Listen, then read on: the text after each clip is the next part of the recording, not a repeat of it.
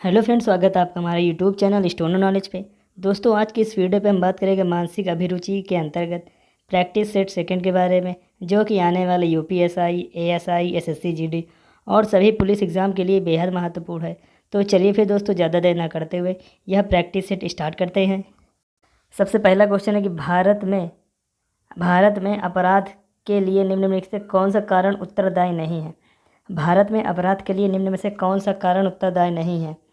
ए है उच्च शिक्षा, बी कह रहा है राजनैतिक भ्रष्टाचार, सी है धार्मिक भिन्नता, या फिर ऑप्शन नंबर डी निर्धनता एवं बेरोजगारी। तो भारत में अपराध के लिए कौन से कारण उत्तरदायी नहीं है, तो यह है उच्च शिक्षा। ऑप्शन नंबर दोस्तों इसका ए राइट हो जाएगा। अगले क्वेश्चन पे चलते हैं दोस्तों। अगला क्वेश्चन कह रहा है कि अपराधों के लिए बाल अपराधियों को निम्न में से किस प्रकार का दंड दिया जाता है। अपराधों के लिए बाल अपराधियों को निम्न में से किस प्रकार का दंड दिया जाता है। तो बाल अपराधों के रोकथाम के लिए बाल अपराधियों को सुधारात्मक दंड दिया जाता है, उन्हें सुधार गृह में भेजा जाता है। तो दोस्तों इसका ऑप्शन नंबर ए राइट हो जाएगा। अगले क्वेश्चन पे चलते दोस्तों। अगला क्वेश्चन कह रहा है कि अनैतिक व्यापार निवारण अधिनियम 1956 किस प्रकार के अपराध से संबंधित है। अनैतिक व्यापार अधिनियम 1956 किस प्रकार के अपराध से संबंधित है। तो यह संबंधित है वेश्यावृत्ति से। ऑप्शन नंबर दोस्तों इसका डी राइट हो जाएगा। अगला क्वेश्चन कह रहे हैं कि एक 15 वर्षीय युवती को जबरन वेश्यावृत्ति के लिए उसका उत्पीड़न व मारपीट किए जाने की सूचना मिलने पर, तो इसका ऑप्शन नंबर ए राइट हो जाएगा। सूचना मिलने पर किसी पुलिस अधिकारी को या उप निरीक्षक से छोटे पद न हो तो उसे मुक्त करने का आदेशिता कर सकता है, वह अपने समक्ष प्रस्तुत करने का भी आदेश देगा। ऑप्शन नंबर दोस्तों इसका ए राइट हो जाएगा। अगले क्वेश्चन पर चलते हैं। अगला क्वेश्चन कह रहा है अपराध का संबंध मनुष्य की किन प्रवृत्तियों से है। अपराध का संबंध मनुष्य की किन प्रवृत्तियों से है, तो यह है असहज प्रवृत्तियों से। ऑप्शन नंबर दोस्तों इसका ए राइट हो जाएगा। अगला क्वेश्चन है कि किस प्रकार का अपराध हाल के वर्षों में बढ़ा है। किस प्रकार का अगर अपराध हाल के वर्षों में बढ़ा है। नशीले पदार्थों की तस्करी, विमानों का अपहरण, आतंकी घटनाएं, या फिर ऑप्शन नंबर इसका डी राइट हो जाएगा ये सभी। क्वेश्चन कह रहे हैं कि किस प्रकार के अपराध हाल के वर्षों में बढ़ा है। तो नशीले पदार्थों की तस्करी, बी विमानों का अपहरण, सी आतंकी घटनाएं। तो दोस्तों इसका ऑप्शन नंबर डी राइट हो जाएगा ये सभी। अगला क्वेश्चन है कि भारत में सबसे बड़ी आपराधिक समस्या क्या है। भारत में सबसे बड़ी आपराधिक समस्या है आतंकवाद। ऑप्शन नंबर दोस्तों इसका ए राइट हो जाएगा। अगला क्वेश्चन है कि भारत में हाल के वर्षों में किस प्रकार के अपराधों में वृद्धि हुई है। भारत में हाल के वर्षों में किस प्रकार के अपराधों में वृद्धि हुई है, तो यह वृद्धि हुई है आर्थिक अपराध का वृद्धि हुई है, साइबर अपराध, बी सी संगठित अपराध। तो ऑप्शन नंबर इसका डी राइट हो जाएगा। ऑप्शन नंबर ये सभी अपराधों में वृद्धि हुई है। ऑप्शन नंबर दोस्तों इसका डी राइट हो जाएगा। अगला क्वेश्चन है कि बीट का संबंध किससे है, तो यह स्थानीय सुरक्षा से। ऑप्शन नंबर दोस्तों इसका ए राइट हो जाएगा। अगला क्वेश्चन है कि बीट क्या होते हैं, तो बीट एक प्रकार के स्थायी अस्थायी दोनों होते हैं। ऑप्शन नंबर दोस्तों इसका सी राइट हो जाएगा, ए और बी दोनों। अगला क्वेश्चन है कि सामुदायिक पुलिस व्यवस्था का लक्ष्य है। सामुदायिक पुलिस व्यवस्था का लक्ष्य क्या है, यह है पुलिस नागरिकों के बीच समन्वय। ऑप्शन नंबर दोस्तों इसका ए राइट हो जाएगा। अगला क्वेश्चन है कि मानवता की निरंतरता के लिए क्या जरूरी है। मानवता की निरंतरता के लिए क्या जरूरी है, तो यह है सांस्कृतिक विमर्श को समझना। ऑप्शन नंबर दोस्तों इसका ए राइट हो जाएगा। मानवता की निरंतरता के लिए क्या जरूरी है, सांस्कृतिक विमर्श को समझना। ऑप्शन नंबर दोस्तों इसका ए राइट हो जाएगा। अगला क्वेश्चन है कि विविधता के बीच किसका महत्व बढ़ रहा है। विविधता के बीच किसका महत्व बढ़ रहा है, तो यह बढ़ रहा है एकता और समरसता का। ऑप्शन नंबर दोस्तों इसका ए राइट हो जाएगा। अगला क्वेश्चन है कि सांप्रदायिक सद्भाव की ज़रूरत है। सांप्रदायिक सद्भाव की ज़रूरत है किस पे है, राष्ट्रीय आधार पर। ऑप्शन नंबर दोस्तों इसका बी राइट हो जाएगा।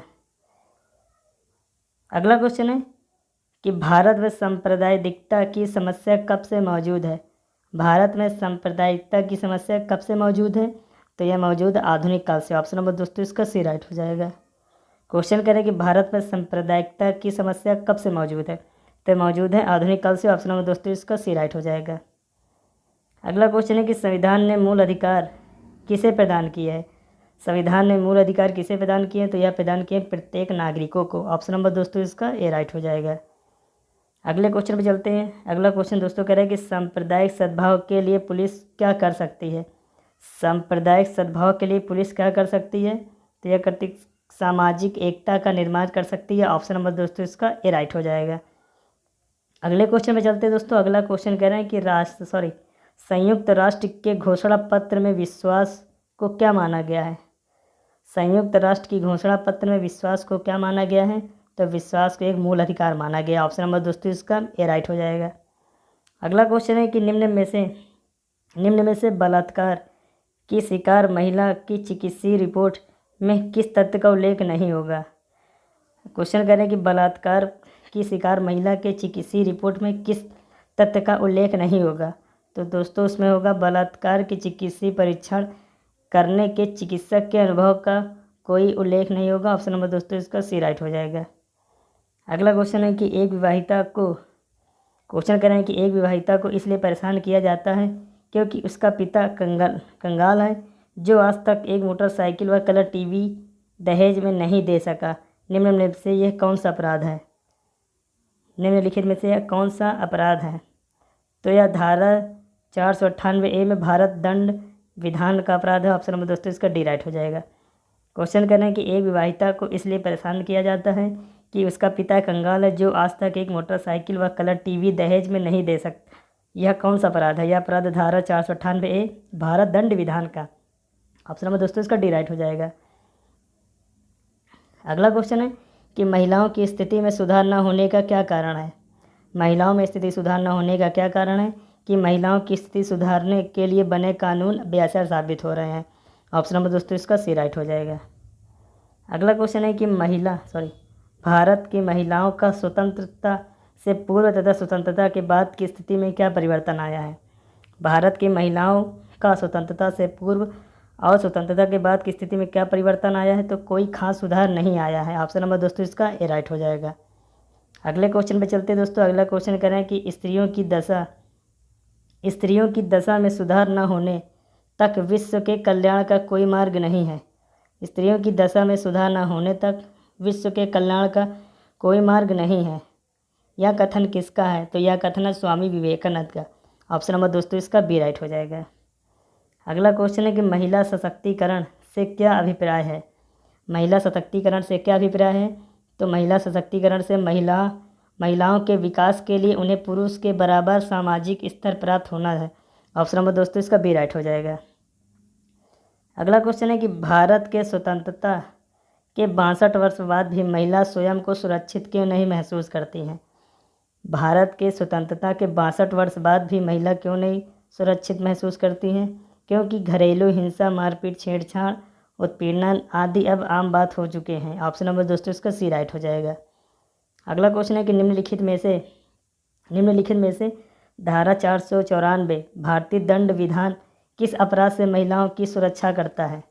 निम्नलिखित में से धारा 449 भारतीय दंड विधान किस अपराध से महिलाओं की सुरक्षा करता है? तो यह करता है पत्नी को जीवित होते हुए पति दूसरा विवाह ना करे। ऑप्शन नंबर दोस्तों इसका ए राइट हो जाएगा।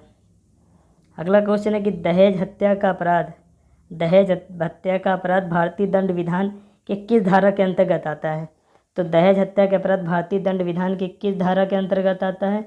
तो यह आता है धारा 304B के अंतर्गत। ऑप्शन नंबर दोस्तों इसका सी राइट हो जाएगा। अगला क्वेश्चन है कि गर्भपात के अपराध में समझौता निम्नलिखित में से किसके द्वारा किया जा सकता है? गर्भपात के अपराध के समझौते निम्नलिखित में से किसके द्वारा किया जा सकता है? तो यह किया जा सकता है पीड़ित महिला द्वारा न्यायालय की अनुमति से। ऑप्शन नंबर दोस्तों इसका बी राइट हो जाएगा। अगला क्वेश्चन है कि स्त्री के पति या पति के नातेदारों द्वारा क्रूरता का अपराध भारतीय दंड विधान की किस धारा में दंडनीय है? स्त्री के पति या पति के नातेदार द्वारा क्रूरता के अपराध भारतीय दंड विधान के किस धारा में दंडनीय अपराध? तो यह है धारा 498 का। ऑप्शन नंबर दोस्तों इसका सी राइट हो जाएगा। अगला क्वेश्चन है कि किसी व्यक्ति के पत्नी की मृत्यु होने पर उसने दूसरा विवाह कर लिया। किसी व्यक्ति की पत्नी की मृत्यु होने पर उसने दूसरा विवाह कर लिया। पहला पत्नी से उसका 4 वर्षीय पुत्र है। उसका संरक्षण किसे नियुक्त किया गया है? तो क्वेश्चन है कि स्त्री के पति या किसी व्यक्ति की पत्नी की मृत्यु होने के बाद उसने दूसरा विवाह कर लिया है एवं पहली पत्नी की उसके 4 वर्ष का पुत्र है, तो उसका संरक्षण किसे नियुक्त किया जाएगा? तो उसका संरक्षण उसके पिता को नियुक्त किया जाएगा। ऑप्शन नंबर दोस्तों इसका बी राइट हो जाएगा। और दोस्तों आज का सबसे लास्ट क्वेश्चन है कि महिलाओं की दशा सुधारने के लिए किस तरह के कानून बनाए गए हैं? महिलाओं की दशा सुधारने के लिए किस तरह के कानून बनाए गए हैं? तो यह बनाए गए आपराधिक कानून। ऑप्शन नंबर दोस्तों इसका बी राइट हो जाएगा। महिलाओं की दशा सुधारने के लिए किस तरह के कानून बनाए गए हैं? आपराधिक कानून बनाए गए हैं। ऑप्शन नंबर दोस्तों इसका बी राइट हो जाएगा। दोस्तों अगर आपको हमारी वीडियो अच्छी लगी हो तो लाइक करिए और वीडियो को शेयर करिए ताकि लोग ज़्यादा से ज़्यादा हमारी यह वीडियो देख सकें, और चैनल को सब्सक्राइब करना बिल्कुल भी मत भूलिएगा। So thank you very much दोस्तों।